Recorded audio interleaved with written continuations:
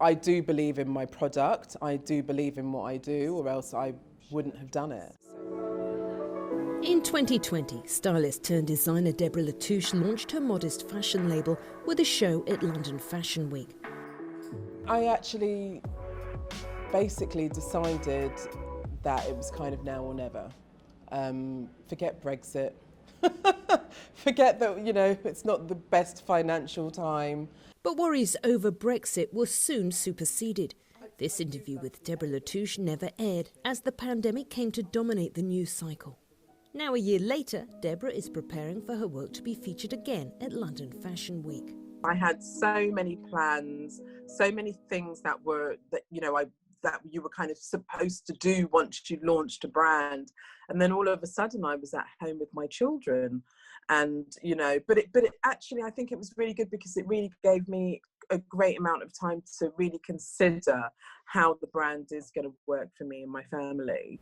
Like the fishing, car and music industries, the fashion and textile sector is dealing with not only the fallout from the pandemic, but also at the same time grappling with major changes in the way it trades with its closest international market, the European Union, due to Brexit. You've got a variety of different issues, which each of them are a perfect storm, but in totality are nothing less than a tsunami. Advocacy groups say the fashion and textile industry, worth nearly $50 billion annually and employing almost 1 million people, could be decimated by the challenges ahead. 455 brands and individuals signed an open letter to the government calling for immediate help and policy changes. Areas of concern include the end of free movement for goods and people after Brexit, creating additional paperwork, delays and extra expense, impacting small companies to major brands and individual models and stylists.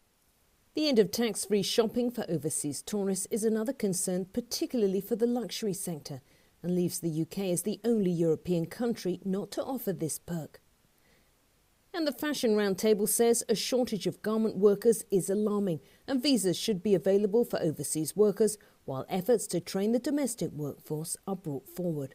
We make 35 billion in the UK and music makes something like 2 billion.